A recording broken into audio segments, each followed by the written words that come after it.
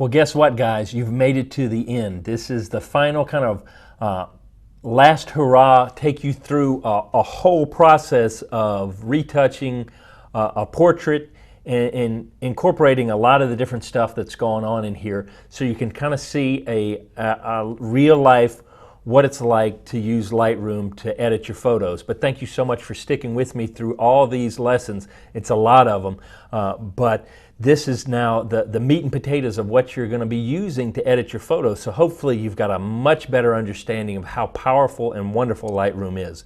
So here we go. I'm going to jump right into this.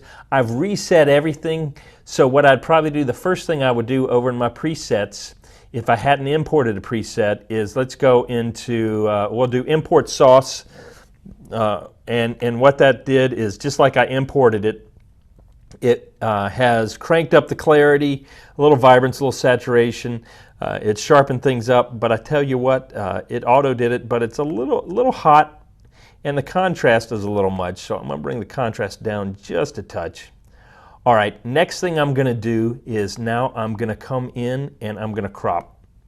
I'm going to bring this in here because the story is about them. And because I'm going to work on a portrait, this is about where I'd crop it normally, something like that. But just to make it easier to work with, because I'm going to talk about, no, I'm going to leave it like this. I lied. Okay, so now what I'm going to do is I'm going to start white balance. I'm just going to do, let's check out auto white balance and see if that helps a little bit. I'm going to say, yeah, I like it's a little warmer. I'm going to leave it with that. And now I've already hit auto. I can check, we can open up the shadows a little bit. Don't really need it. Highlights, there are a couple hot little spots, so I'm going to do something like that. And clarity, vibrance, saturation look pretty good. Okay, so now the next thing I'm going to do is I am going to zoom in because I want to work on her and her. If I remember right, the dog is a her as well. All right, look at that face. That dog is going, would somebody please rescue me from this girl? Sorry, Steve. This is Steve's lovely daughter. Steve is our video producer, director, he-man extraordinaire, and this is his daughter. And we just grabbed that dog from a guy walking by, and this dog is like, what the heck's happened here? But so anyway, let's start working through some different things. All right, we've done the basics right there, and we can even go down to detail, and we can do a little bit of sharpening. But we don't want to do too much as far as a global sharpening. I do want to make sure I turn on my masking so it doesn't affect the skin. I can zoom in. You see the exclamation point there, so I want to zoom in to at least 100%. So now we've got that taken care of. I'm not really going to do much noise reduction. And then I can do some effects, but I'm going to do that at the end. Let's not do any of that right now, but we're going to go up here and zoom out and see if there's anything.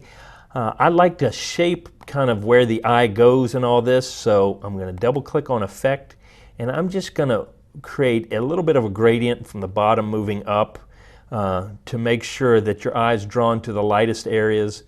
And so I'm going to make the foreground a little bit darker. I'm going to hit new, and I'm going to do the top as well, just to mellow out those plants and stuff behind her. But then I'm going to hit brush, and I'm going to do erase, auto mask, and I'm going to come in here, make it a little bit bigger. Let's do overlay so you can see it. And I'm just going to real quickly come in here and knock the extra gradient out of her. I want to make sure my flow is up pretty far. Yep. And I'm just going to take this and do this real quickly. It may not be perfect, but that's what I do. And then once I do that, I'm going to hit done with the gradient. Okay, so now we're going to zoom in because we're going to work on her and her. And the first thing we're going to do is we're going to go to our adjustment brush, and I'm going to choose from the Iris Enhance. Oh, let's get rid of that. Let's try it over again. I'm going to come in here, and I'm just going to dab and paint over the iris here and over the iris there. And I can always crank it up. I can brighten the eyes a little bit as far as in the iris. But that's just a little pop right there. Now I'm going to hit new, and I'm going to go to teeth whitening, and I'm going to start down here, and I'm just going to do a quick brush over the teeth. I probably hit a little bit on the lips right there, so I can always come back and just do a little dab right across the lips to make sure that they stay nice and non-affected by the desaturation. Now, is there anything else I want to do in here? Soften skin. Yes, that's something we want to do. Look at what's happening. It's dropping the clarity. As a matter of fact, I want to drop the sharpness down a little bit that way and the clarity this way. Not quite so much, but then I'm going to come in and do a quick little paint into her skin, and it's going to start softening any blemishes. Just nice, subtle. And I can overdo it and then always dial it back down. So I'm going to come in here and make sure I hit everything. Let's see how I'm doing with the mask. Yeah, horribly. So let's come in here now that the mask is on and hit the main areas. You don't want to hit the eyeballs. You don't want to soften the details that want to stay sharp. You want to work through and around and the chin, and let's make it smaller. Right through here. And right under the eyes, and right there. Now, if there's anything we need to erase, let's get these little areas right under the nose and this area in here and anything along the eyes. All right, we can hide that.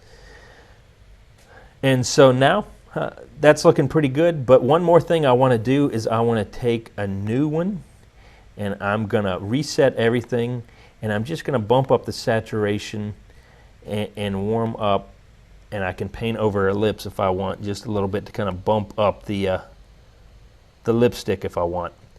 Now granted, you're going to do a better job than I am, because once again, I'm not the greatest at seeing red and that kind of stuff, so I kind of have to have somebody in here to tell me whether that looks good or not. So if it looks bad, I apologize.